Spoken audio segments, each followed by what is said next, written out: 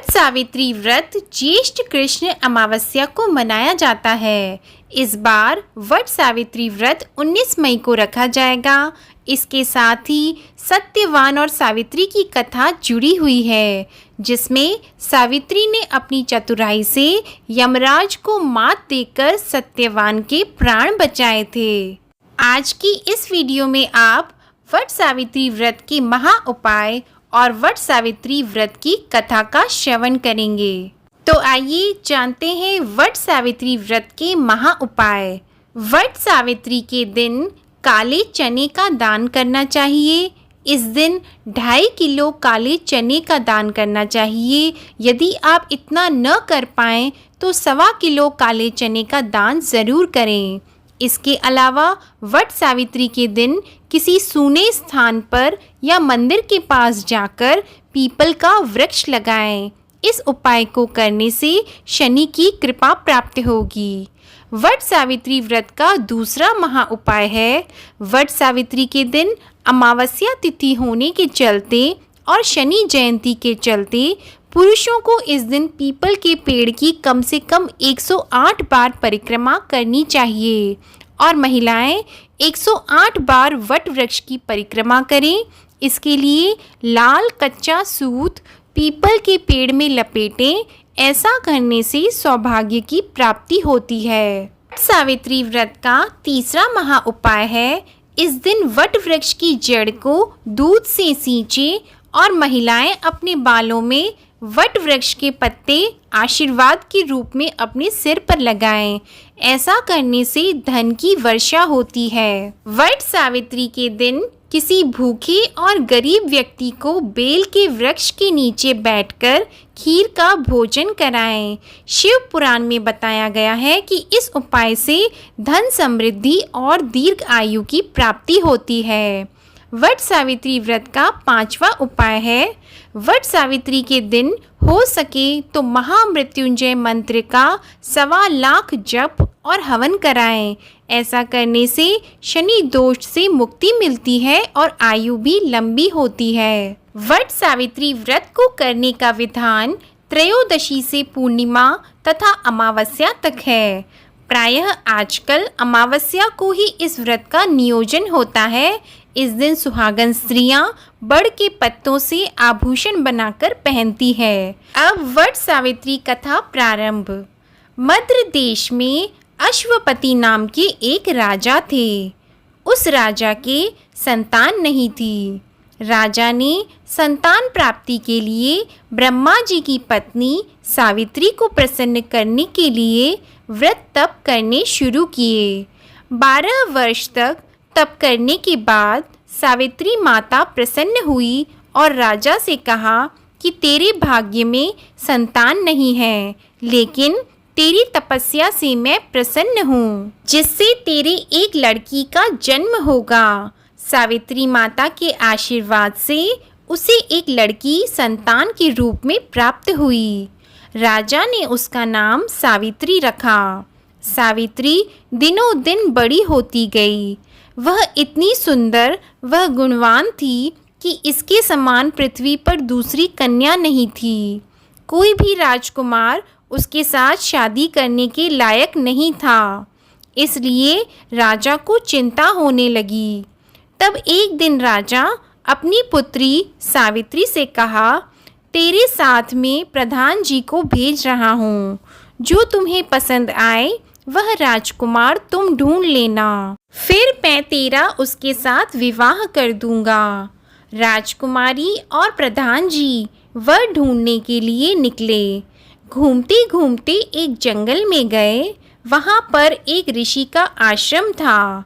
वहाँ पर राजा धूम्रसेन अपनी पत्नी और पुत्र के साथ रहते थे। वह राजा अंधा होने से राज्य उसके हाथ से निकल गया। राजा यहीं पर कुटिया बनाकर अपनी पत्नी व बेटे के साथ रहकर भगवान का भजन करता था। उनके सत्यवान नाम का एक बेटा था। वह बहुत सुंदर और गुणवान था। सावित्री को वर के रूप में सत्यवान ही पसंद आया। नारद जी ने प्रधान जी व सावित्री को बाहर से आए हुए देखकर पूछा कि बेटा तुमने कौन से राजकुमार को पसंद किया है। तब सावित्री ने नम्रता से बताया, मैंने राजा धुमतसेन के पुत्र सत्यवान को पसंद किया। नारद जी यह बात सुनकर विचार में पड़ गए। नारद जी को चिंता में देखकर राजा ने पूछा कि इस वर में कोई कमी है क्या। तब नारद जी ने बताया, राजकुमार तो बड़ा ही सुंदर व सुशील है, पर वह अल्प आयु है। आज से वह 1 वर्ष ही जीवित रहेगा। राजा ने अपनी बेटी सावित्री को समझाया कि वह दूसरा वर पसंद कर लें। सावित्री बोली, पिताजी, आर्य कन्या अपने पति का एक बार ही वरण करती है, बार बार नहीं। अब जैसा ही होगा मुझे यह मंजूर है। अब मेरा पति सत्यवान ही होगा। राजा और नारद जी ने बहुत समझाया, लेकिन सावित्री अपने वचन पर अडिग रही। राजा रानी लाव लश्कर सहित उस अरण्य वन में गए और खूब धूमधाम से सावित्री का विवाह राजकुमार सत्यवान के साथ कर दिया। राजा रानी ने अपनी बेटी सावित्री को खूब दहेज दिया, तो सावित्री ने सभी वस्तुओं को वापस करते हुए नम्रता से अपने माता पिता से कहा, मुझे तो इस जंगल में रहना है। यह कहकर सभी दहेज लौटा दिया। सास ससुर की सेवा करते हुए अपने पति के साथ ससुराल में आनंद से दिन बीत रहे थे, लेकिन वह नारद जी की भविष्यवाणी को भूली नहीं थी। समय बीतता गया। आखिर में साल का वह दिन नज़दीक आ गया। तब वह अपने सास ससुर से बोली कि घर की सुख शांति के लिए मुझे कुछ दिन एकांत में रहना पड़ेगा। सावित्री ने 2 दिन एकांत में बिताए। तीसरे दिन सत्यवान जब जंगल में लकड़ी लेने जाने लगा, तब सावित्री ने अपने पति देव से प्रार्थना की कि पति देव, आज तक मैंने आपकी आज्ञा का पालन किया है। आज मेरे मन में आपके साथ वन में जाने की इच्छा हुई है, जो मैं अपने सास ससुर की आज्ञा लेकर आपके साथ वन में चलूंगी। सास ने कहा, बेटी तुम 2-3 दिन की भूखी प्यासी हो और कभी चले जाना।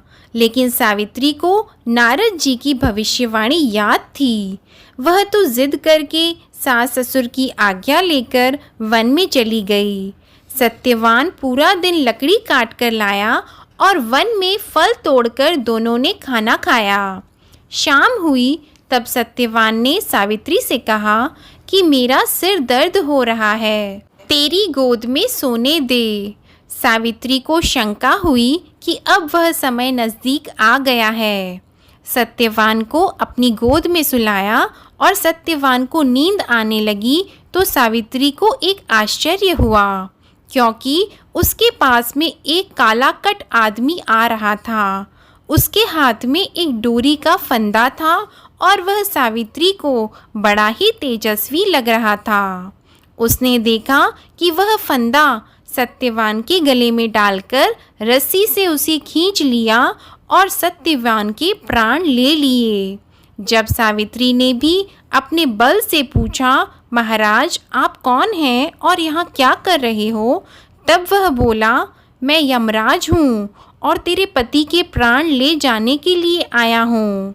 मेरे दूत बार बार आते हैं और तेरे पति का पुण्य उसे ले जाने नहीं दे रहा, इसलिए मैं खुद आया हूँ। अब तुम अपने पति का दाह संस्कार कर अपने सास ससुर के साथ अपने घर चली जा। सास ससुर की सेवा करना। इतना कहकर यमराज जाने लगे तो सावित्री भी उसके साथ पीछे पीछे जाने लगी। यमराज ने देखा कि यह तो मेरे पीछे पीछे आ रही है।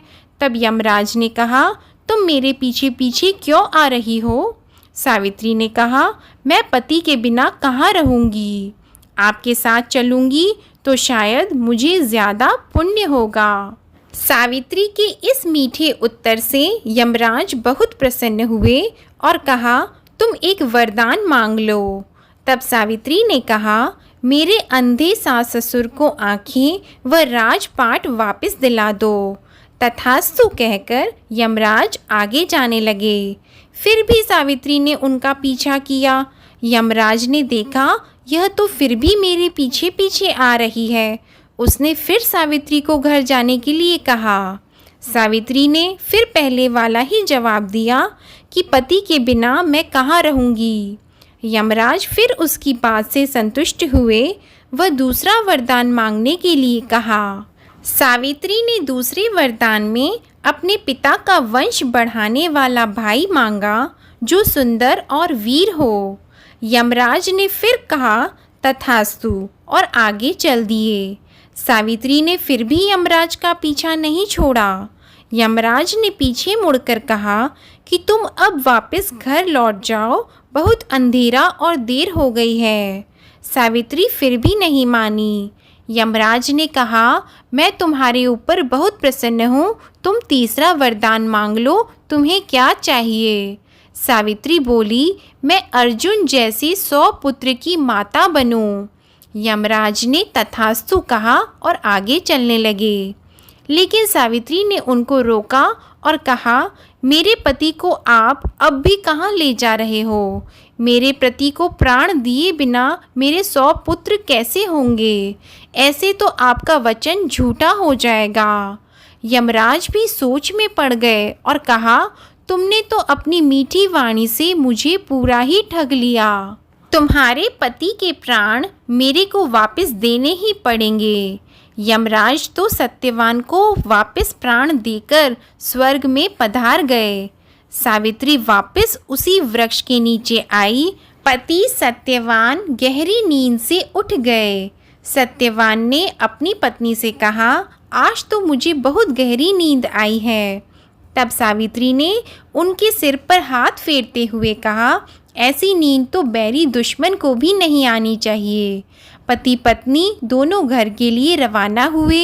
इधर माँ बाप की आंखें वापस आ गई और इधर राज्य के प्रधान जी दौड़े आए कि आप महल पधारो और अपने राज्य को संभालो। मैं हाथी घोड़े पर आपको लेने के लिए आया हूँ। इधर सत्यवान और सावित्री भी घर पहुँच गए। अपने सास ससुर को पूरी बात बताई। माँ बाप और सास ससुर ने सावित्री को बहुत बहुत आशीर्वाद दिया। फिर सत्यवान और सावित्री ने राजपाट सहित बहुत वर्षों तक राज्य किया और अपने पिता के भी पुत्र हुआ और सावित्री का भाई। सावित्री भी यमराज के आशीर्वाद से 100 पुत्रों की माँ बनी। यमराज जिस तरह से सावित्री पर प्रसन्न हुए वैसे ही सभी कहानी कहने वालों, सुनने वाले को और व्रत करने वालों पर यमराज जी प्रसन्न होना। वट सावित्री व्रत की कथा समाप्त हुई। वीडियो पसंद आए तो इसे लाइक करें, शेयर करें और चैनल को सब्सक्राइब करें। धन्यवाद।